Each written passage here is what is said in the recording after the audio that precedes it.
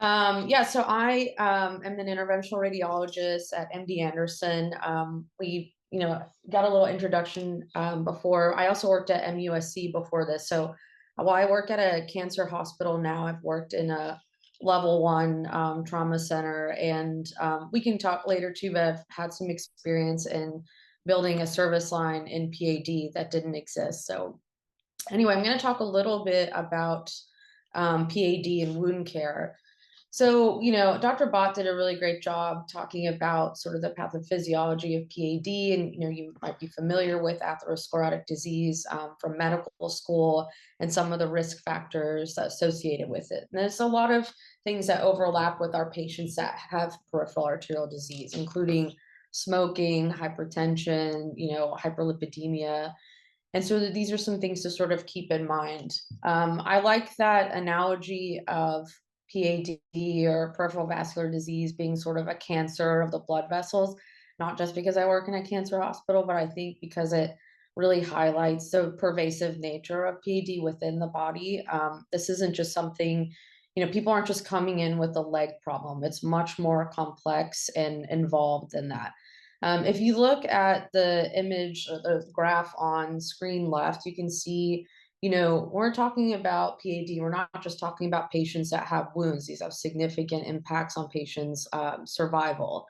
Compared to patients without PAD, intermittent claudicants and patients with critical limb ischemia have decreased survival. And if you look at different vascular beds, patients with PAD are more likely to have coronary artery disease, so they might be susceptible to MIs, or cerebral arterial disease.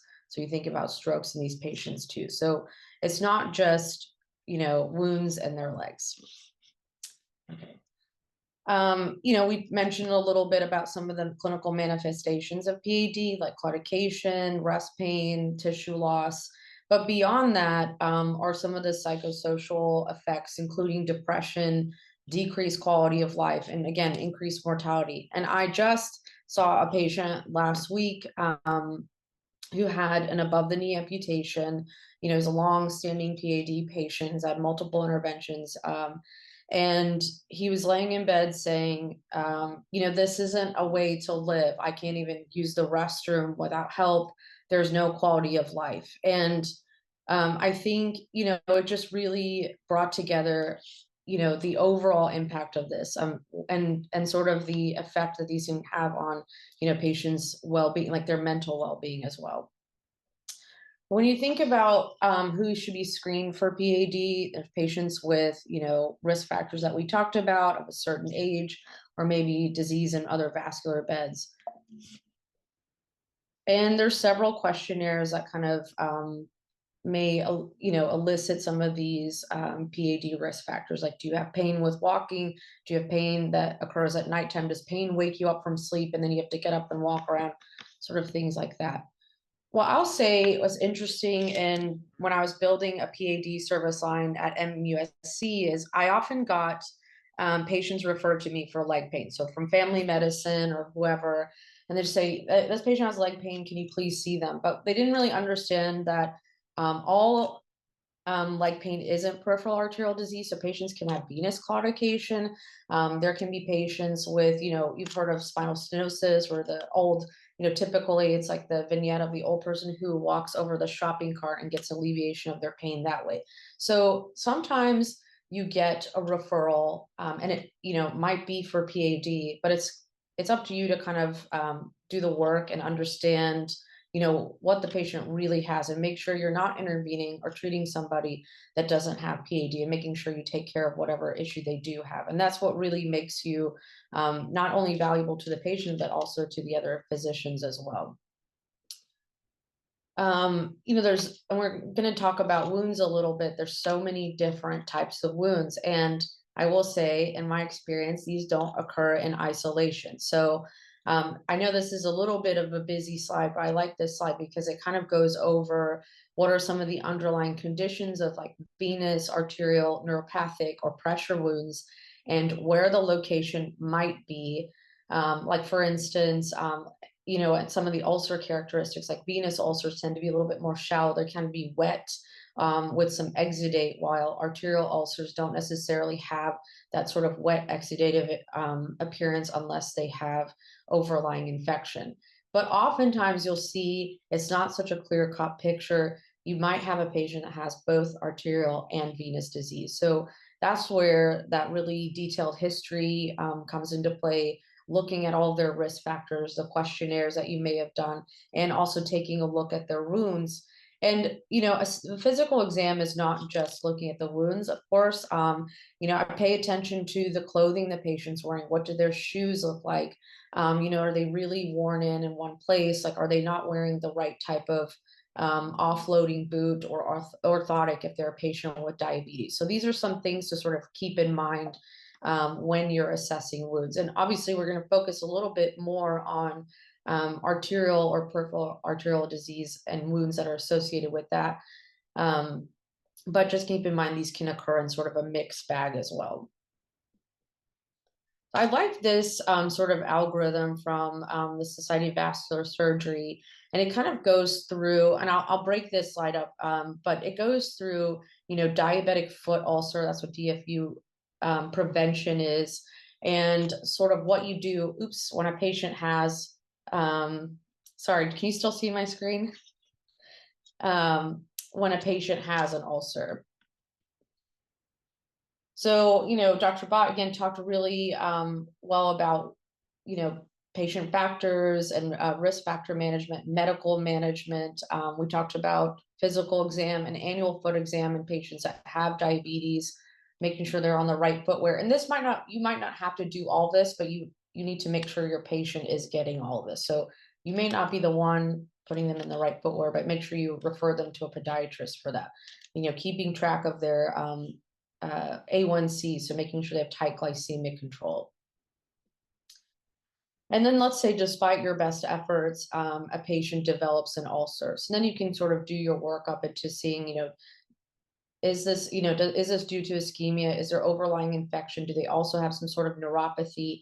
And you can look at physiologic testing like ankle brachial indices or toe pressures, things like that. And kind of moving down this flow chart, you can see over on screen, right, patients with clinically significant PAD may need revascularization either by an interventional radiologist or a vascular surgeon,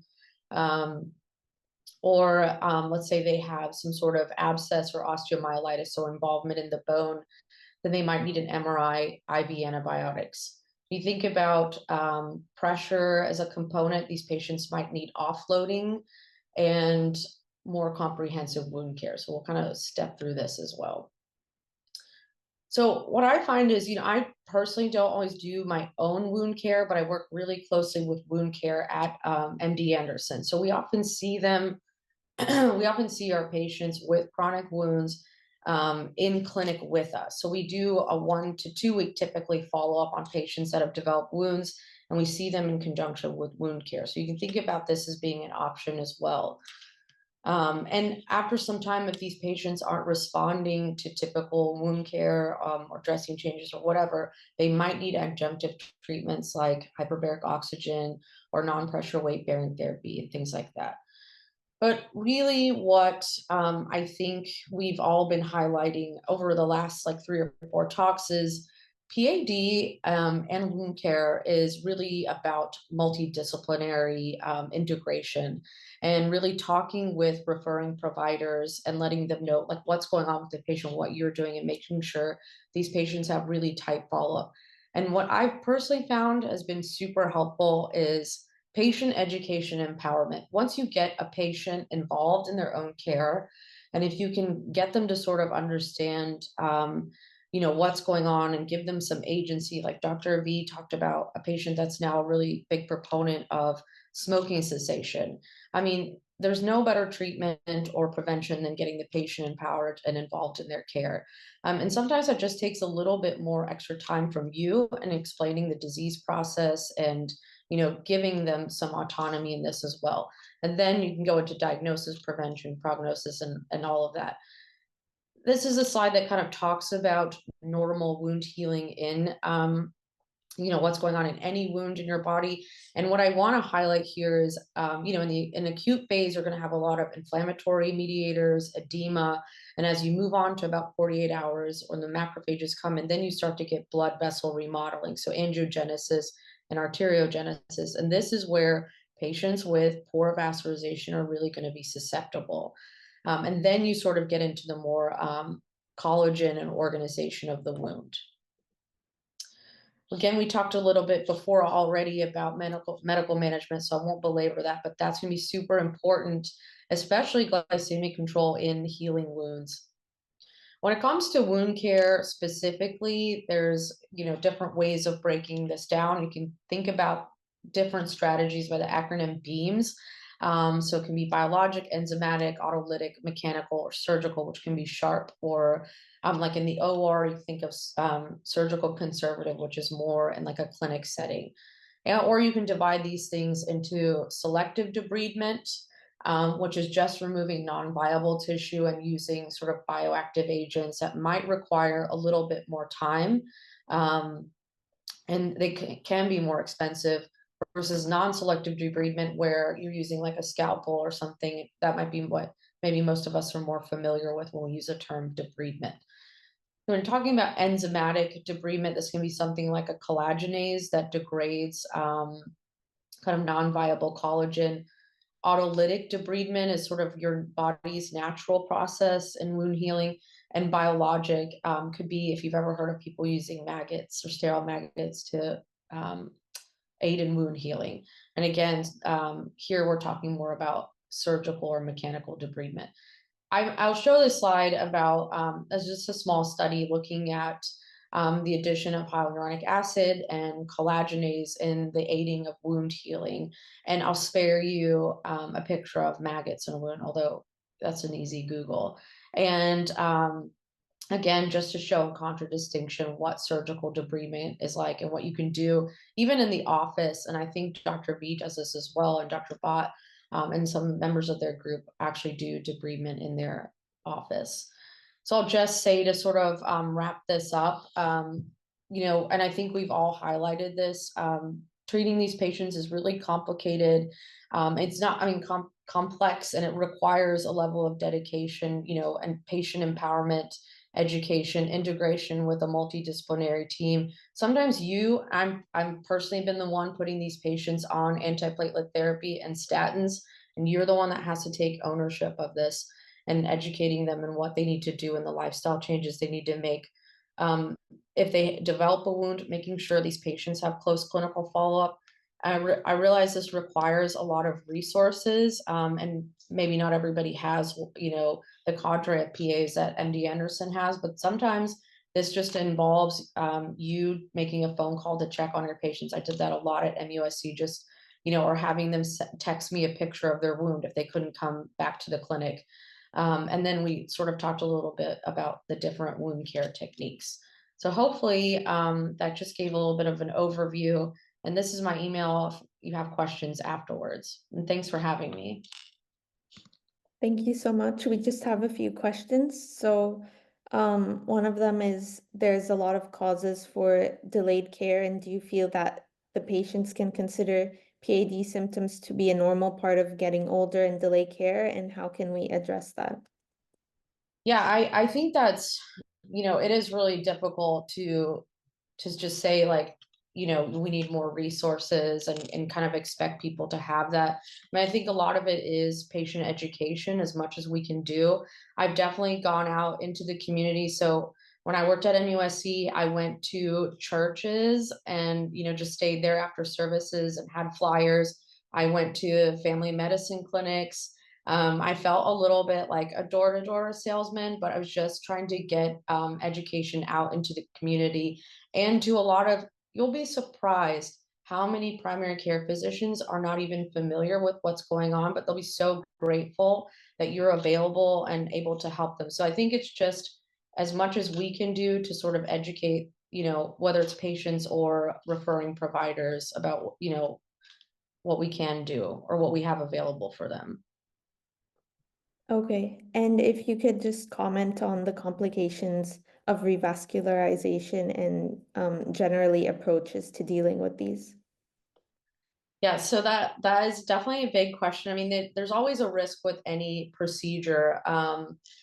You know, we tend to when a patient gets to a point where they have critical limb ischemia, they have a non-healing wound, at this point you want to do whatever you can to save the foot, save the leg, whatever you can do. But any procedure will have risks. So we tend to, like maybe throw everything at the book in those patients that have more severe disease, because patients that are claudicants are not people you want to intervene on. You don't want to go in and maybe do something to a blood vessel in a patient that would just benefit from exercise therapy. So some of the risks, of just doing any endovascular or surgical procedure would be permanently damaging the arteries, causing distal embolization, cause a loss of limb. So those are some of the things that we try to mitigate with the risk of, their wound. I think it really becomes an issue of, what's the risk that they're going to succumb to this wound or lose their limb from that versus the risk of the procedure. And that becomes like a really frank discussion that you need to have with the patient. But typically, when a patient's got to a point where they have a non-healing wound, you're going to do everything you can, despite the risk, to save their leg. Okay, thank you. And can you share a bit about how you developed your service line? Yeah, so I'll say at MUSC, we did.